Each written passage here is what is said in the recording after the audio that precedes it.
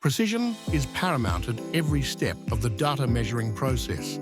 It begins at our first point of contact, our distance measuring instrument, DMI. It accurately tracks our position by counting digital pulses, ensuring every measurement is precise. We begin by assessing the structural condition of the pavement. This deflection bowl chart shows the pavement's response to the vehicle's load, revealing its strength and stiffness. You're seeing all data from our advanced sensors. First, the texture graph shows the macro texture of the pavement. Then, the IRI graph, or International Roughness Index, quantifies the road's smoothness.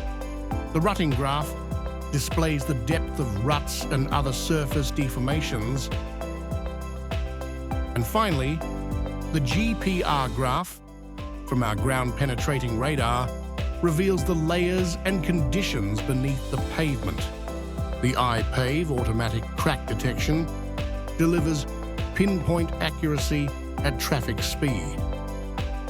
Full road coverage, rear and front cameras capture every detail. This rich data is collected and displayed on our toolkit, allowing our operators to monitor and analyze the information continuously.